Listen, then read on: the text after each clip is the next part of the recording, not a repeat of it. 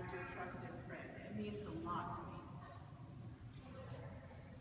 Really, I am inspired by your presentations and to see who took time out of their life to come together to fight for your rights. That really inspires me to join your movement and to support you all as well, so thank you. It's very beautiful. Touch. Some of you know me. I am a nurse, a pediatric nurse, and I do work at the deaf school at NM-DGM, which is close to me. I worked there for 11 years, 1998 to 2009. I worked as the middle school director, and some of you know me. I was a nurse in Albuquerque, the pediatric nurse in Albuquerque, and Patty here brought her son to me, and that's how I met Patty and her son, Patsy. And I do know some of you through social networks with the deaf community, and also through the years. You know, I do have 4 deaf employees. I was a boss of 4 deaf people. Well, really 3 deaf and 1 hard of hearing person.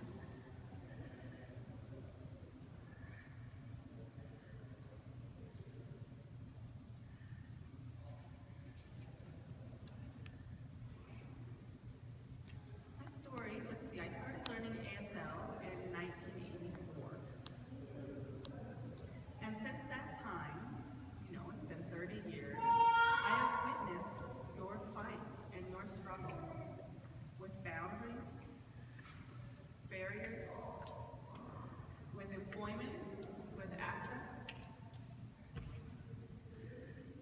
with being accepted by the hearing community at large.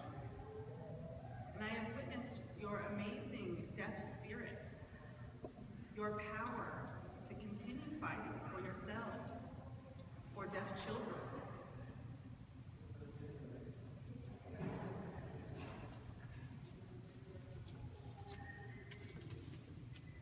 And I am a pediatric nurse. I've witnessed through the years that deaf children, their passion, their hunger for language, for stimulation of their brains, for connections, and their struggle for developing their own healthy identity.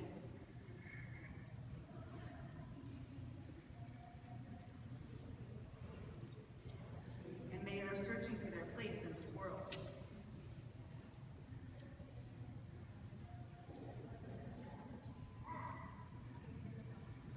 And as a doctor of children, I would like to share, maybe you know, most deaf children's brains are starving for language.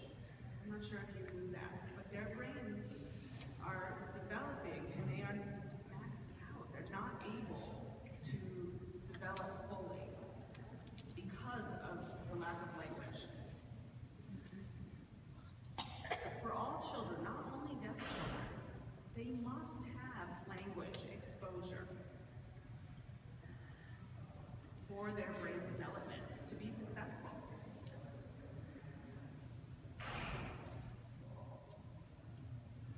It's very common for babies who are born and we found that they are deaf, for their parents to think, you know, language is only through the ears. So they would like to add cochlear implants. They want to see that fixed. They see their child as sick or broken. However, I have a different perspective. My perspective is that the deaf person, when they are born as a baby, they are a whole person. And they have a visual language, and they need that exposure to the visual language. And babies are born, deaf babies are born with that visual stimulation. They want that language. And ASL is a visual language, and that should be the first priority. ASL is not a tool for communication. If someone says that, a doctor or an educator or anyone says ASL, oh yeah, it can be a good tool for communication, I say no, and I reject that belief. ASL is a language. It's more than a tool. It's a language. It's a way to stimulate the brain and a way to develop the brain.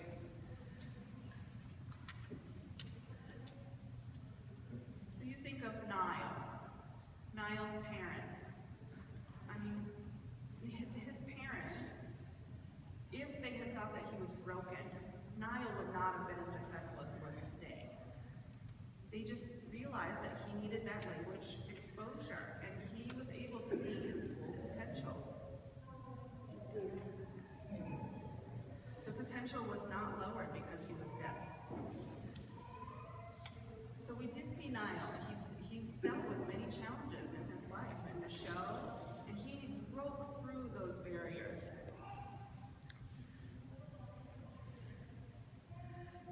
In a situation, if children are born, if a deaf child is born to a hearing family,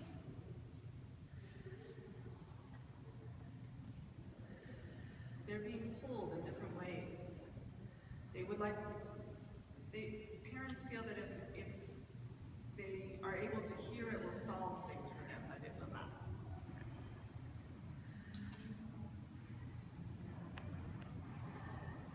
There's nothing wrong with sounds and hearing, but it's not a substitution for language. Sounds are not language.